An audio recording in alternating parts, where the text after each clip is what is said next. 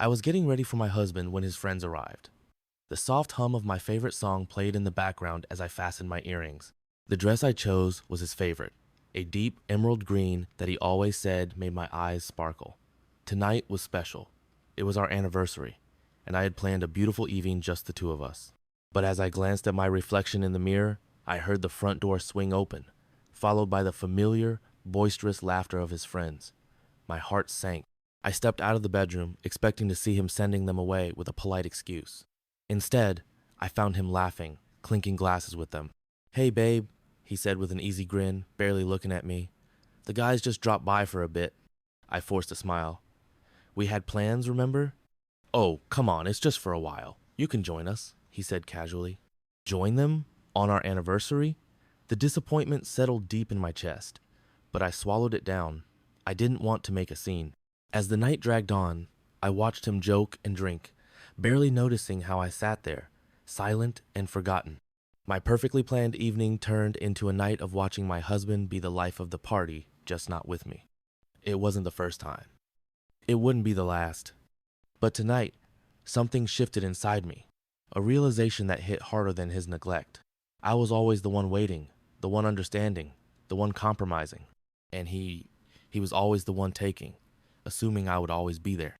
I stood up. "I'm going out," I said. He finally looked at me. "What? Where?" "Somewhere I feel wanted." For the first time in a long time, I saw something flicker in his eyes, something like fear. But it was too late, because tonight, I wasn't waiting anymore. The mirror reflected the anticipation in my eyes as I smoothed down my emerald green dress. Tonight was special anniversary. I had spent hours making everything perfect. The candlelit dinner was set, soft music played in the background, and I had even worn the perfume he once said drove him crazy. I checked the clock, 8:15 p.m. He should be home any minute. Then, the sound of the front door opening echoed through the apartment, followed by loud, familiar laughter. My heart dropped. I stepped out of the bedroom, my heels clicking against the floor, and my smile faltered when I saw them. His friends, Ryan, my husband, stood among them, laughing with a bottle of beer in his hand. His eyes met mine briefly before he turned back to his friends. "Hey, babe," he said casually, as if nothing was wrong. "The guys just dropped by for a bit." I forced a smile. "We had plans, Ryan." He gave an easy shrug. "Yeah, but you know how it is. Just a quick drink, then I'm all yours."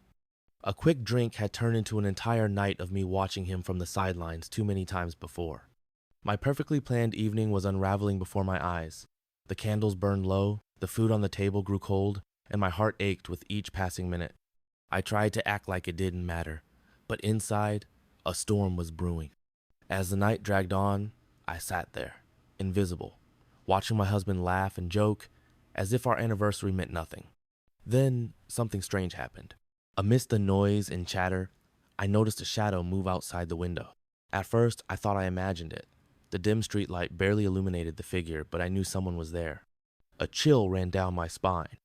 I turned to Ryan, but he was too lost in his conversation. Then came the knock. 3 slow, deliberate knocks at the door. The room fell silent. Even his friends stopped talking. Ryan frowned. Who the hell could that be at this hour? He got up, walking toward the door, and I felt a strange sense of unease coil in my stomach. Something about this didn't feel right. He opened the door. No one was there. A gust of wind rushed in, making the candle flames flicker wildly.